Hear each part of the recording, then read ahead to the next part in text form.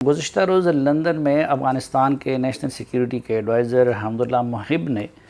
پاکستان کے سابق وزیر اعظم میاں نواز شریف سے ملاقات کی، جس کے بعد پورے پاکستان میں ایک طوفان کھڑا ہو گیا ہے، کیونکہ حکومت پاکستان کی طرف سے اور خصوصاً وزیر اطلاعات فواد چودھری کی طرف سے نواز شریف کے اس اقدام کو شدید تنقید کا نشانہ بنایا گیا، اور سوشل میڈیا پہ بھی دونوں فریقوں کی طرف سے ایک دوسرے کے خلاف حملوں کا سلسلہ جاری ہے۔ اس کے جواب میں مریم نواز صاحبہ نے ایک تو army chief general Qamar Javed Bajwa کے ساتھ حمداللہ محب کی ملاقات کی تصویر شیئر کی، اور اسی طرح جب عمران خان صاحب وزیر اعظم نہیں تھے اور وہ ہندوستان کے دورے پہ گئے تھے تو وہاں نریندر مودی کے ساتھ ان کی ملاقات کی تصویریں بھی اس دلیل کے طور پر شیئر کی گئی کہ یہ کام اس سے پہلے عمران خان صاحب اور باقی لیڈر بھی کر چکے ہیں۔ اب جہاں تک میری رائے کا تعلق ہے، میرے خیال میں میاں نواز شریف صاحب کو ٹریپ کیا ہے حمداللہ محب نے اس ملاقات کے ذریعے۔ ہم اگر ماضی میں جائیں تو یہ سلسلہ پاکستان میں تسلسل کے ساتھ جاری رہتا ہے۔ مثلا ہندوستان کے ساتھ ہماری شدید کشیدگی ہوتی ہے، تعلقات خراب ہوتے ہیں، لیکن ماضی میں پاکستان کے بہت سارے لیڈر ذاتی حیثیت میں ہندوستان کا دورہ بھی کر چکے ہیں، وہاں کے لیڈروں سے ملاقاتیں بھی کر چکے ہیں، اور سب سے نمایاں مثال اس کی خود عمران خان صاحب کی ہے کہ جب وہ وزیر اعظم بننے سے پہلے ایک کاروباری شخصیت کے جہاز میں ہندوستان گئے تھے، اور وہاں پہ انہوں نے نریندر مودی سے بھی ملاقات کی تھی۔ حالانکہ اس وقت بھی نریندر مودی کے پاکستان کے بارے میں یہی خیالات تھے جو کہ اس وقت ہیں، اور اسی طرح پاکستان کے مختلف لیڈر مثلا مولانا فضل الرحمان صاحب بھی کئی مرتبہ انڈیا کے دورے کر چکے ہیں۔ افغانستان کے ساتھ تو ہمارے تعلقات کی ایک بڑی منفرد حیثیت ہے، اور میں عموماً یہ رائے دیتا رہتا ہوں کہ پاکستان اور افغانستان نہ تو بھائی ملک ہیں اور نہ دشمن ملک ہیں، بلکہ یہ فرسٹ کزن جس کو ہمارے پشتو میں تربور کہتے ہیں، یہ دو تربوروں کا تعلق ہے۔ اور تربوروں میں عموماً یہ ہوتا ہے کہ جو کمزور تربور ہوتا ہے اس کی سب سے زیادہ جیلسی بھی اپنے اس تربور یا کزن سے ہوتی ہے، وہ غصہ بھی سب سے زیادہ اس پہ نکالتا ہے، وہ اس کی غیبت بھی سب سے زیادہ کرتا ہے۔ البتہ جو سپیریئر پوزیشن میں تربور ہوتا ہے تو وہ عموماً اپنی زبان کو بند رکھتا ہے، لیکن پھر جب لارجر کنٹیکسٹ میں بات آ جاتی ہے تو انہی تربوروں کے دشمن اور دوست ایک بن جاتے ہیں۔ خصوصاً پختون علاقوں میں قبیلے کا جو تصور ہے اس کی وجہ سے گھر میں اگرچہ ان تربوروں کی آپس میں تو میں ہمیشہ رہتی ہے، لیکن جب باہر کے کسی فریق سے معاملہ آ جاتا ہے تو پھر ایک ہو جاتے ہیں۔ اگر آپ دیکھیں تو افغانستان نے کبھی بھی پاکستان کے بارے میں زبان بند نہیں کی، پاکستان سے گلے شکوے بھی ہوتے رہے، الزامات بھی ہوتے رہے، لیکن جب بھی پاکستان اور انڈیا کی جنگ ہوئی، مثلا 65 کی وار ہوئی، تو افغانستان نے پاکستان کو یقین دلا دیا کہ ہم کچھ نہیں کریں گے۔ اسی طرح 71 کی وار میں بھی افغانستان نے ہندوستان کا ساتھ نہیں دیا۔ اور ریسنٹلی جب امریکہ کے ساتھ ہمارا تناؤ پیدا ہوا تو میرے ساتھ انٹرویو میں افغان صدر حامد کرزئی نے کہا کہ اگر پاکستان اور امریکہ کی جنگ ہوئی تو ہم اپنے پاکستانی بھائیوں کے ساتھ ہوں گے۔ اس لیے میری عموماً یہ گزارش رہتی ہے کہ افغان رہنماؤں کے بیانات پہ پاکستان کو وہ رد عمل نہیں دینا چاہیے۔ لیکن حمداللہ محب کی ایک خاص حیثیت ہے۔ حمداللہ محب برطانوی شہری بھی ہیں، اب پتہ نہیں انہوں نے شہریت چھوڑ دی ہے یا ابھی تک ان کے پاس ہیں۔ ان کی جو اہلیہ ہے وہ امریکی سٹیزن ہے اور امریکن ہیں۔ پھر وہ اگرچہ ان کی فیملی پہلے بھی پاکستان میں رہی ہے، ہجرت کے دنوں میں سوویت دور میں بھی پاکستان میں اس کی فیملی یہاں مہاجر رہی ہے، اور پھر ان کی فیملی مہاجر رہی ہے طالبان کے دور میں بھی پاکستان کے اندر۔ لیکن حمداللہ محب زبان کے استعمال کے حوالے سے انتہائی غیر محتاط ہیں،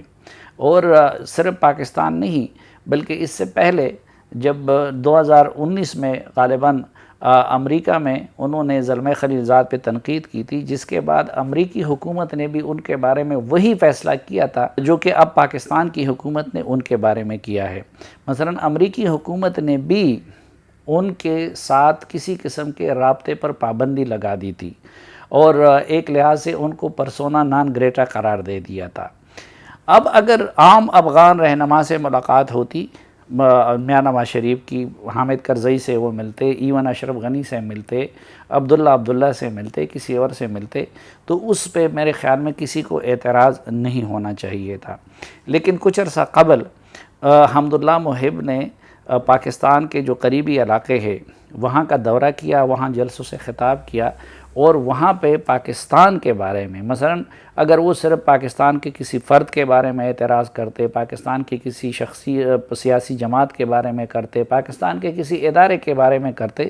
تو وہ قابل برداشت ہوتا۔ لیکن انہوں نے پورے پاکستان کے بارے میں ایسے الفاظ استعمال کیے کہ جو میری زبان پہ نہیں آتے، گویا انہوں نے پاکستان میں رہنے والے ہر شہری کو اس میں شامل کر دیا۔ اب مثلا ہم افغانستان میں مختلف افراد اور شخصیات پہ اعتراض کرتے ہیں، لیکن افغانستان بحیثیت ملک میرے لیے انتہائی محترم ہے۔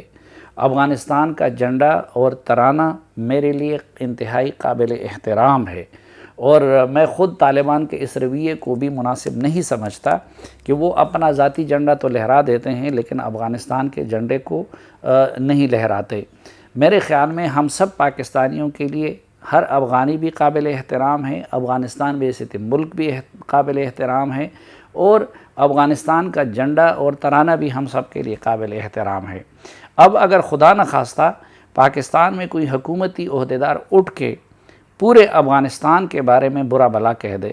تو یقیناً افغانستان کا رد عمل شدید ترین ہوگا۔ تو حمداللہ محب نے یہ زیادتی کی کہ انہوں نے پورے پاکستان کے لیے ایک غلط لفظ استعمال کیا۔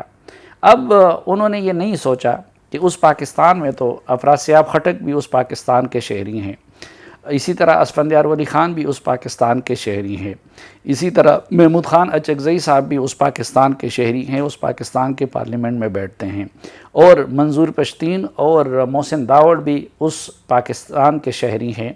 جو کہ پاکستان کی پالیسیوں کے شدید ناقد رہے ہیں، یا ہم جیسے طالب علم بھی اس پاکستان کے شہری ہیں جو کہ پاکستان کی افغان پالیسی کے ہمیشہ سے ناقد رہے ہیں۔ تو اس کے جواب میں پاکستان کی حکومت نے یہ فیصلہ کیا کہ حمداللہ محب کے ساتھ پاکستان کی طرف سے کوئی رابطہ نہیں رکھا جائے گا۔ اب میرے خیال میں حمداللہ محب کی اس خصوصی حیثیت کی وجہ سے میاں نواز شریف کو ملاقات نہیں کرنی چاہیے تھی ان کے ساتھ، اور یہ ایک نامناسب عمل تھا۔ ہو سکتا ہے نواز شریف کو پاکستان کی حکومت کے اس فیصلے کا علم نہ ہو، یا ہو سکتا ہے انہوں نے اس کو کوئی خاص اہمیت نہ دی ہو، لیکن اگر اس کنٹیکسٹ میں دیکھا جائے تو حمداللہ محب کے ساتھ ان کی ملاقات نامناسب تھی۔ پھر یہ ملاقات ایک ایسے وقت میں ہو رہی تھی کہ جس دن یہ ملاقات ہو رہی تھی اس روز لندن میں پاکستانی ہائی کمیشن کے سامنے افغانوں کا مظاہرہ ہو رہا تھا، اور وہاں پہ پاکستان کے بارے میں نہایت غلط زبان استعمال کی جا رہی تھی، حتیٰ کہ پاکستانی جرنلسٹوں کو بھی وہاں پہ گالم گلوچ کا اور دا کمپیل کا نشانہ بنایا گیا۔ تو اس کنٹیکسٹ میں بھی یہ کام انتہائی نامناسب تھا۔ میرے خیال میں نواز شریف کو استعمال کیا یا ٹریپ کیا حمداللہ محب نے، اور انہوں نے اپنا کارڈ بہت خوبصورتی کے ساتھ کھیلا۔ اس سے پہلے بھی وہ جب اس طرح کے بیانات دیتے ہیں یا امر اللہ صالح، تو ان کی اصل کوشش یہ ہوتی ہے کہ وہ اپنے آپ کو موضوع بحث بنا دے اور افغانوں کی نظروں میں اپنے آپ کو ہیرو بنا دے۔ جب پاکستان کی طرف سے ریئیکشن آتا ہے تو ادھر ان کی ویلیو بڑھتی ہے، اور پھر اب نہ جانے انہوں نے نواز شریف کو اس طرح ٹریپ کیا ہے، لیکن پاکستانی حکومت نے ان کے ساتھ جس طرح انٹریکشن بند کیا ہوا تھا،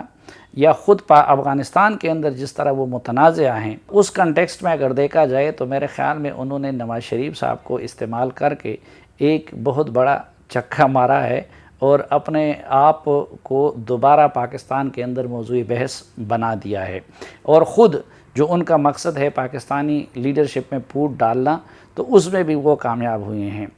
اب انہوں نے تو غلطی کی، لیکن میرے خیال میں پھر اب پاکستان کے اندر حکومت کی طرف سے جو رد عمل ظاہر کیا جا رہا ہے وہ بھی انتہائی غیر ضروری اور نامناسب ہے، اور اس طریقے سے حکومت خود حمداللہ محب جیسے لوگوں کے کام کو آسان کر رہی ہے۔ ہم تنقید کرتے ہیں، ہمیں ان کی پالیسیوں سے اختلاف رہتا ہے، لیکن میں تو بطور صحافی اور بطور پاکستانی نہ نواز شریف کو غدار سمجھتا ہوں، نہ عمران خان کو غدار سمجھتا ہوں، نہ زرداری صاحب کو غدار سمجھتا ہوں۔ یہ جو رولا کھڑا کیا گیا ہے بطور پرائم منسٹر، یہ ان کا حق تھا، اور کسی بھی ملک کے چیف ایگزیکٹو کو یہ حق حاصل ہوتا ہے۔ آج بھی عمران خان کے بہت سارے لوگوں کے ساتھ ملاقاتیں ہوتی ہیں جن کا کسی کو علم نہیں ہوتا،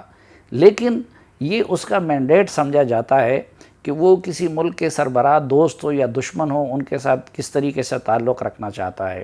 تو اس وقت اگر نواز شریف نے مودی کے ساتھ ملاقاتیں کی یا ذاتی تعلق بنانے کی کوشش کی، یا جب مودی نے خود ان کی نواسی کی شادی میں شرکت کی خواہش ظاہر کی اور انہوں نے ان کو ویلکم کیا، تو میرے خیال میں انہوں نے کوئی غلط نہیں کیا۔ یہی کام پرویز مشرف صاحب بھی کر چکے ہیں، یہ بھٹو صاحب بھی کرتے تھے، اور یہ جو رولا کھڑا کیا جا رہا ہے اور اس کو مودی کا عیار ثابت کرنے کی کوشش کی جا رہی ہے، اب اگر اس بنیاد پہ ہم نواز شریف کو غدار ثابت کرنے کی کوشش کریں تو پھر تو جس طریقے سے عمران خان صاحب نے جا کے مودی کے ساتھ ملاقات کی تھی، اس وقت وہ بھی پرائم منسٹر نہیں تھے، پھر انہوں نے برطانیہ میں جا کے پاکستانی محمد صادق کے جواب میں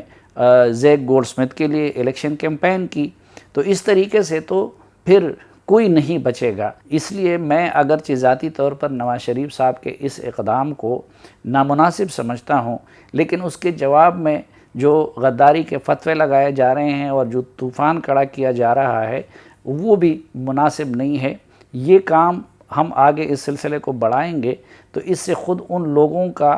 کام آسان ہوگا جو پاکستانیوں کو آپس میں لڑانا چاہتے ہیں۔